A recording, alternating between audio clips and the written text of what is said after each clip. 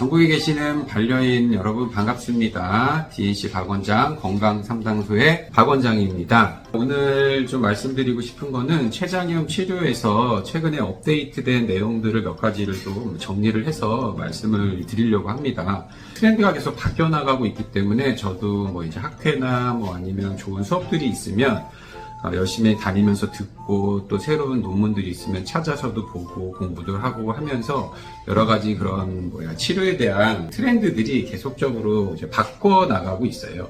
제가 예전 영상에서 그 라이펙스라고 하는 소화 보조 효소를 췌장염에 걸렸던 이력이 있는 환자들에서 그거를 태어나고서 굳이 왜 먹여야 되느냐, 그 EPI라고 하는 외분비성 췌장 기능 부전이 오기 전에는 그걸 굳이 먹을 필요가 없다라고 말씀을 드렸었는데, 저도 이번에 가서 이제 또 수업도 듣고 최근에 나온 논문들도 좀 보고 하면서 생각이 조금 바뀐 부분이 있어요. 그게 뭐가 바뀌었냐면, 우선 췌장염이라고 하는 거는 이게 급성 췌장염이냐 만성 췌장염이냐라고 하는 것인데, 일반적으로 만성 췌장염은 증상이 없습니다. 일반적으로 없다고 느껴요. 그리고 급성 췌장염은 갑자기 증상이 심하게 오면서 이제 췌장이 안 좋아지는 것을 말하죠. 그럼 이제 급성이냐 만성이냐를 이게 구분하는 게 되게 중요한 건데, 실은 급성 만성을 완벽하게 구분하는 건 조직 검사를 해야 되는 거지만 조직 검사를 매번 할 수가 없기 때문에 우리가 초음파 검사를 통해서 의심을 하게 됩니다. 일반적으로 만성 췌장염이라고 하면 소화효소를 분비하는 부분이 만성적인 염증에 의해서 섬유화가 돼서 밝게 보이는 특징이 있습니다. 그러니까 아이가 증상이 있는데 초음파를 봤는데 췌장이 밝게 보인다라고 하면은 우리 친구는 만성 췌장염일 확률이 좀 더 높은 것이고, 췌장을 봤는데 췌장의 크기가 크고 약간 어둡게 보인다라고 하면은 급성 췌장염일 가능성이 좀 더 높다는 거죠. 만성 췌장염을 입원해서 치료하는 경우는 별로 없는데, 입원을 해서 치료하는 경우는 만성 췌장염이 급성기로 넘어가서 증상이 있는 경우, 이거를 어큐트 온 크로닉 판크리아타이티스라고 합니다. 이제 그런 친구들 같은 경우는 입원 치료를 하죠. 만약에 급성 췌장염으로 와서 치료를 하고 퇴원을 했다. 그러면은 췌장 자체가 가역적으로 다시 정상으로 돌아간 거죠. 그런 상태에서는 초음파상에서 췌장이 밝아지거나 이런 게 보이지 않는다라고 하면 굳이 소화효소를 퇴원 후에 먹일 필요는 없습니다. 일정 기간은 먹어야 돼요. 왜냐하면 입원 중에는 그 소화효소제를 췌장의 부담을 줄이기 위해 쓰긴 하지만, 이제 만성 췌장염인 경우에는 이게 사람에서는 보니까 만성 췌장염을 적극적인 치료를 한다고 하더라고요. 왜냐하면 그게 나중에 췌장암의 중요한 원인이 될 수 있기 때문에 그렇다라고 하는데, 그 대표적인 증상이 약간 더부룩한 증상이라고 하더라고요.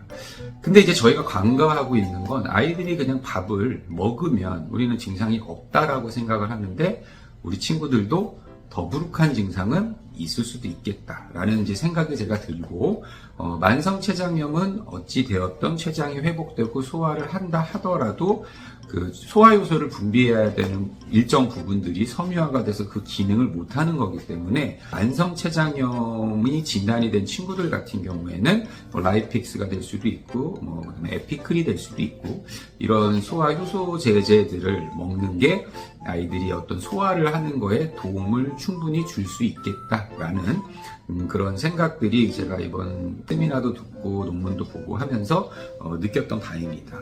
그 다음에 보호자분들이 이제 오해하고 있는 것 중에 하나가, 고지방 시기를 하면 이제 췌장염이 온다라고 되어 있는데, 물론 모든 친구들이 고지방 시기를 한다고 해서 췌장염이 오는 건 아니에요. 왜냐하면 그 원인이 너무 다양하게 있기 때문에 그렇습니다. 예를 들어 신장사료를 먹는다고 치는데, 신장사료를 먹는 아이들이 이제 췌장염이 왔다라고 얘기를 할 수 있잖아요.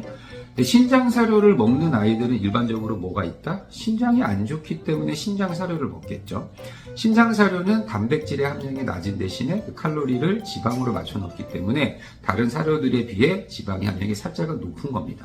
이제 그런 친구들이 이제 자꾸 췌장염이 걸리니까 신장사료를 먹으면 췌장염이 올 수 있다라고 생각을 하는데, 제가 생각을 할 때는 그 사료 때문에 온다라기보다는 만성 신부전이 있다는 것 자체가 췌장염을 발생시키는 큰 이유 중에 하나인 거죠.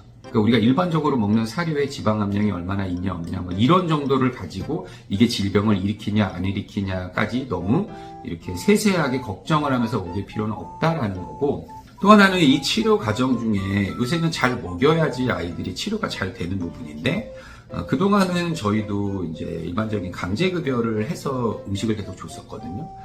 근데 이제 이런 생각이 좀 들더라고요. 우리가 막 엄청 몸이 안 좋고 힘들어요. 막 피곤해 있는 상태인데 누가 입맛이 없는데 자꾸 먹어보라고, 평소에 뭐 예를 들어 제가 그 치킨을 좋아했다고 해볼게요. 그러면은 이제 몸 안 좋고 막 힘들고 막 이렇게 입맛도 없고 숨 미식거리고 그러는데 막 치킨 좀 먹어봐. 그래서 아 괜찮아 안 먹을래라고 했는데 막 치킨을 막 입에다가 막 계속 막 쑤셔 넣는 거지. 계속 막 먹으라고 막 한단 말이에요. 그럼 어떻겠어요? 그 다음에 그 치킨 보면 하겠지, 먹기 싫죠. 아이들도 그럴 수 있지 않을까라는 생각이 좀 제가 들었고, 그래서 미국에서는 대부분 췌장염으로 입맛이 떨어진 아이들은 대부분 콧줄을 박더라고요. 근데 우리나라 보호자분들이 이 콧줄을 박는 거를 되게 큰 중환자들이 해야 되는 거라고 생각을 하고 조금 주저하시는 경향이 있기는 한데, 그렇게 콧줄을 박아서 유동식으로 음식을 주는 게 아이들이 음식을 먹을 때 어떤 스트레스도 줄여줄 수 있고 그게 치료에 좀 더 효율적으로 도움이 될 수 있지 않을까란 이런 생각들을 수업도 들어보고 제 나름대로 이제 업데이트가 된 내용들이고, 또 하나 이게 중요한 거는 당연히 이제 고지방 시계를 하는 아이들의 그 췌장염이 발생되는 경향이 많은 건 사실이고, 그 췌장 걸려서 오는 친구들 물어보면 뭐 삼겹살을 먹었다던가 뭐 족발을 먹었다던가 뭐 이런 식으로 지방이 많은 음식을 먹은 아이들이 췌장염이 많이 걸리는 건 맞아요. 근데 그게 모든 아이들이 그걸 먹는다고 췌장염이 오는 건 아니다. 다만 그런 걸 먹었을 때 췌장염이 발생될 확률은 분명히 있다라고 하는 점이고, 더 중요한 거는 사료를 막 변경을 자주 하잖아요. 이 사료 변경을 자주 하는 것 자체가 췌장에 부담을 주는 경우도 많더라라고 하는 겁니다. 그런 부분에 대해서도 우리 보호자분들이 조금은 좀 생각을 해봐야 되지 않을까 이런 생각이 들고, 지금은 라이펙스 말고도 다른 췌장 소화 효소제들이 많이 있는데 굳이 왜 먹어야 되냐라고 생각을 했는데, 그런 부분들은 제가 최근에 업데이트된 치료 내용들, 논문들 뭐 이런 것들을 보면서 저의 생각이 조금은 바뀌었다. 만성 췌장염에서는 아이들도 더부룩한 증상을 분명히 느낄 수 있는데 우리가 그거를 인지하지 못하는 거일 수도 있다. 그렇기 때문에 부족한 부분에 대한 도움을 주는 것은 아이들의 만성 췌장염 관리에 있어서는 필요할 수 있겠다라는 점을 오늘 다시 한번 영상을 통해 말씀드립니다. 안녕.